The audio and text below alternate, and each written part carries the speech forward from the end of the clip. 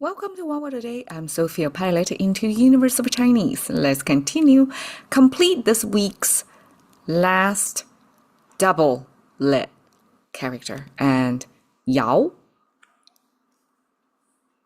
is the last one. Okay, I think it's a mind-blowing character for me because this one, I saw this shape in some Chinese characters like rebut, 博. It's not pronounced as Yao. And Yao, we don't really use it on its own in our language anymore. But it is such a significant, like a culturally significant character, like Gui we came across recently, double soil. This double crosses, what that means.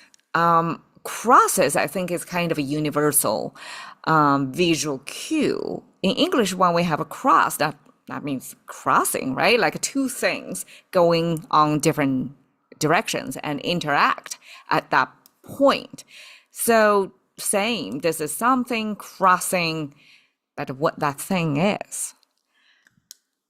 I translate that as intertwine, but it came from the ancient times of Chinese call it 八卦, the hexagram, which you may see those connected lines, disconnected lines, three of them a group.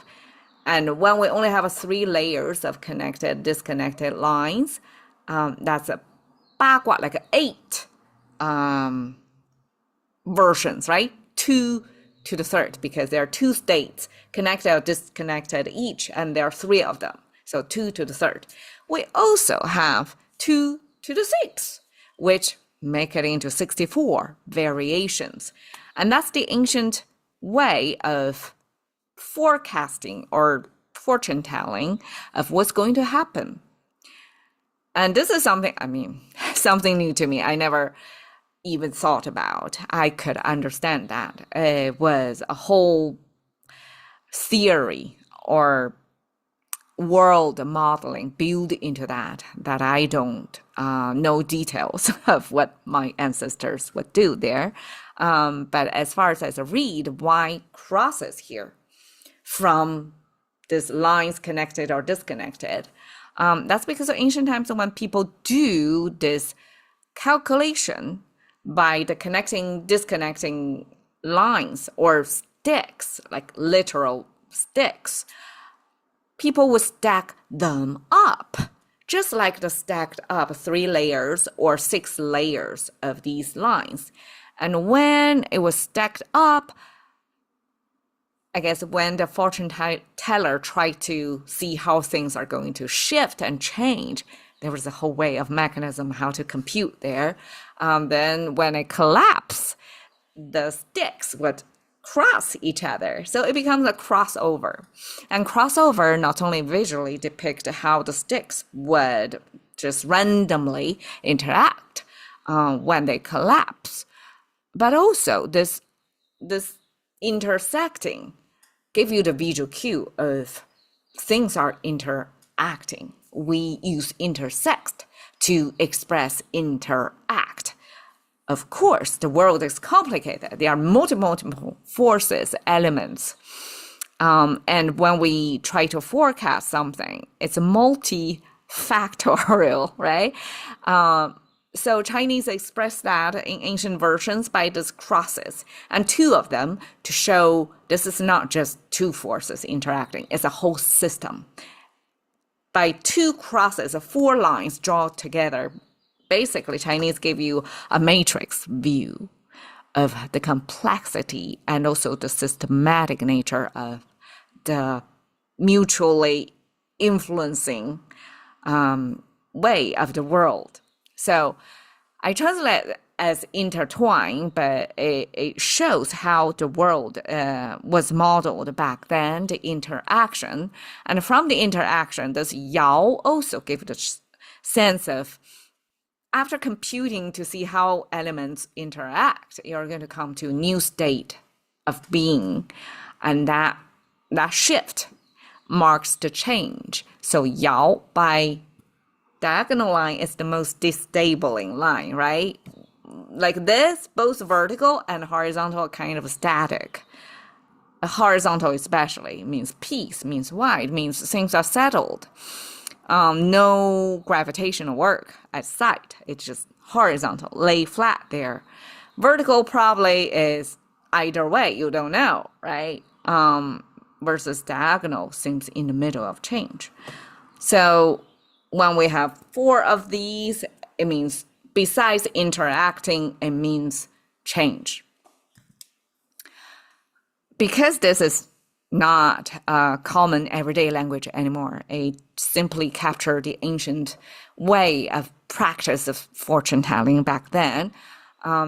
So these expressions I don't use in my everyday language, but I'm very happy to learn about them and share here.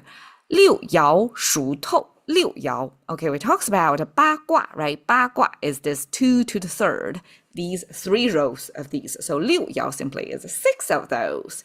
And 属透 means somebody who know about how to operate in this interacting factors and changes of 6 layers together would 熟透, like a mature and thorough. And that's the direct single word-to-word mapping.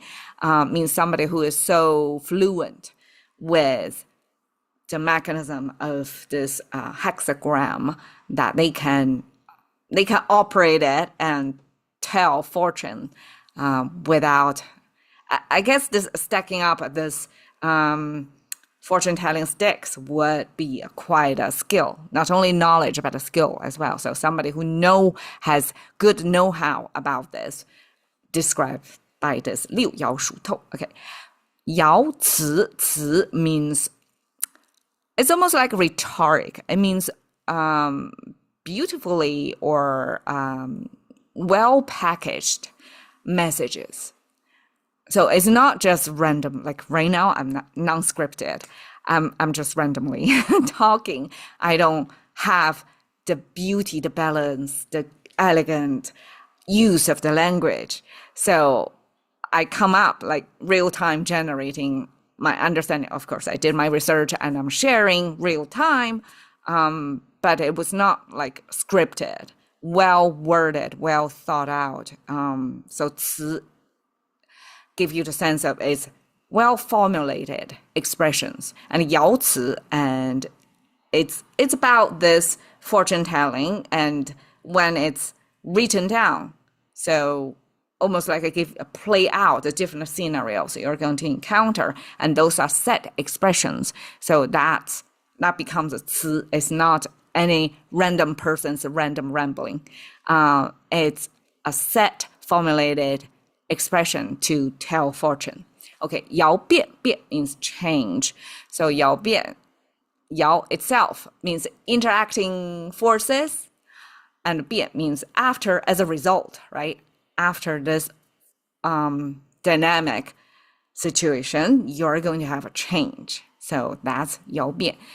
And I promised a long time ago about that. I'm going to dig into I Ching one day, which is Book of Change.